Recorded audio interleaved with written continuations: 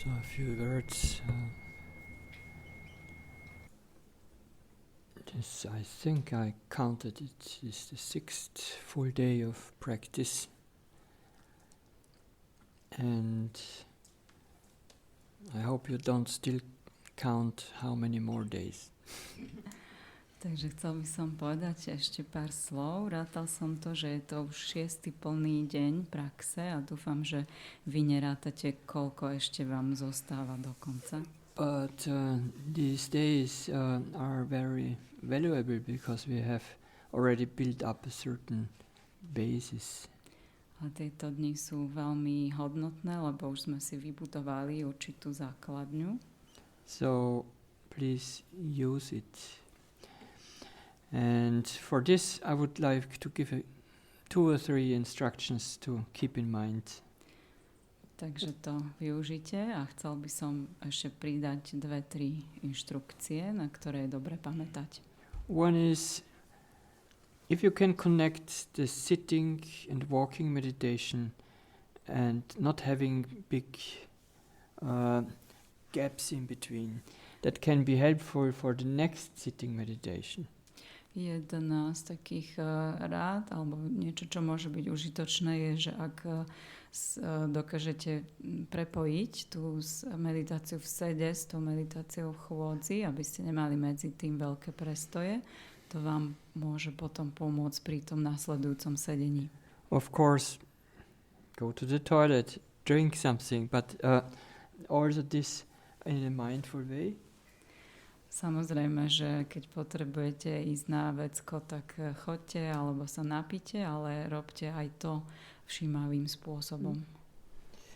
For some it could even be useful to sit here and walk here or in the corridor, so there is not a big break. Lebo pre niektorých môže byť užitočné aj robiť vlastne to sedenie tu a potom tú chôdzu niekde tuto na chodbe, aby tam nebol taký veľký prestoj alebo zlom medzi tými praxami. If you walk outside, it's fine too. Ak kráčate vonku, to je tiež v poriadku. But I have noticed that some people are kind of rushing around and it's not really showing a lot of mindfulness. Ale všimol som si, že mnohí ľudia tak pobehujú v týchto priestoroch, že pohybujú sa rýchlo a to nesvedčí o veľkej úrovni všímavosti. So please see if you can slow down. Some are slow anyway. Slow down a bit when moving around and do it mindfully. Takže skúste sa spomaliť aj v tých pohyboch, keď chodíte, keď vlastne sa pohybujete po centre a robte to všímavo. That doesn't mean that we cannot move quickly and be mindful. Neznamená to samozrejme, že pri rýchlom pohybe, alebo že nie je možné sa pohybovať rýchlo a zároveň byť všímavý. But the more slow is also more helpful for the calming of the mind and the thinking. Ale ten pomalý pohyb je užitočný aj na upokojenie tej mysle a myšlienok. And another thing is regarding the daily activities. Try to identify those areas, be it a certain time of the day or at certain places where you are, where there is usually least mindfulness or not even an attempt to it. A čo sa týka tých denných aktivít, skúste identifikovať oblasti, či už časové alebo priestorové, kedy máte najnižšiu všímavosť v rámci tých denných aktivít, alebo ani len nemáte žiadny pokus o všímavosť. In this area or this time of the day, pick this and make this your practice. A potom sa zamerajte na tú oblasť časovú alebo priestorovú a zoberte si to ako prax. Or at least part of it. Alebo aspoň súčasť tej praxe. And, in interviews I have heard quite frequently that meditators say while doing walking meditation there is a lot of thinking going on. A počas tých interví mnohí z vás mi hovorili, že počas tej meditácie v chôdzi je tam veľa myslenia. So that's not bad in itself, but it shows maybe one can work on the collectedness of mind. Nie je to zlé ako také, ale ukazuje to, že je tam priestor zlepšiť tú sústredenosť mysli. Show it also like this. What you can try is just another suggestion. Sometimes using labeling of the primary object helps to curb thinking. Čo môžete vyskúšať, je to označovanie. Označovanie toho primárneho objektu niekedy pomôže vlastne zastaviť to myslenie. So for example, when you do the 3-phase walking. Takže napríklad, keď robíte tú trojfázovú chôdzu with rising, moving, stepping, s dvíhaním, nesením a kladením nohy, then at times you could label rising when the foot is rising. So it's just a soft label in the mind that goes exactly at the same time like the rising. Tak z času na čas môžete takým jemným spôsobom v tej mysli označovať to dvíhanie presne v tom momente, kedy to dvíhanie sa deje. While you move the foot through the air, then moving. A potom, keď sa tá noha pohybuje dopredu vo vzduchu, tak označujete nesenie. Stepping. A keď kladiete nohu, kladenie. And this has to be congruent at the same time. A musí to presne byť v tom istom čase, ako ten pohyb sa deje. Even if you label it, you still feel the foot. A stále, aj keď to označujete, je dôležité aj cítiť tú nohu. It could be helpful at times when you do rising, that when you're rising, you have at the end of the rising just a split of a second to stop. Čo môže byť tiež užitočné je, že keď dvíhate tú nohu, tak na konci toho dvíhania na split, na kúsok sekundy zastanete and then moving, a potom sa posuniete dopredu. Zase tam na chvíľočku zastanete a potom položíte tú nohu.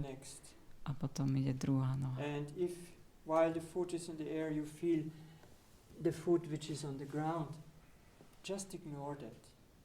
A ak počas toho, ako tá jedna noha je vo vzduchu, budete cítiť niečo v tej druhej nohe stojacej, tak to si nevšímajte, to ignorujte. Okay, so that's one way. Takže toto je jeden spôsob. Of course, if you are in the flow and there's just flow of sensations, you are with that, no need to have this short stop in between the phases. Ale samozrejme, ak ste v tom plynutí a ste schopní si to tak plynule uvedomovať tie vnemy, tak nemusíte tam robiť tie zastavenia. So when I'm rising the foot and I note rising, takže keď dvíham nohu a označím dvíhanie, it could be that the note rising is much shorter than the duration of the rising. Môže sa stať, že to označenie dvíhanie trvá kratšie ako ten pohyb toho dvíhania. Rising. Tak potom môžete povedať alebo označiť dvíhanie. Rising, alebo dvíhanie dví. Or if the rising is much shorter than the noting of rising, then it's just right. Alebo ak to zdvihnutie je kratšie ako to označenie, tak poviete iba dví. A potom nesenie. Or move. Alebo nie. And then stepping. A potom kladenie.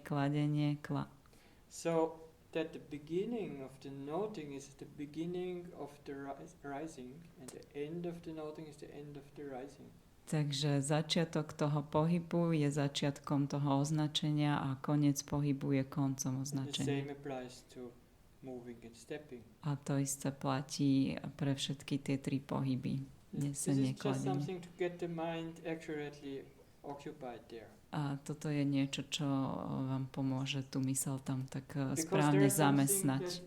After a while, even when noting the steps, what happens is rising, moving, stepping, rising, moving, stepping, and then at some point you kind of attention is with some other thoughts, and at the same time they're still going on automatically, rising, moving, stepping, rising, moving, stepping, rising, moving, stepping, I'm still moving. So it's not at the same.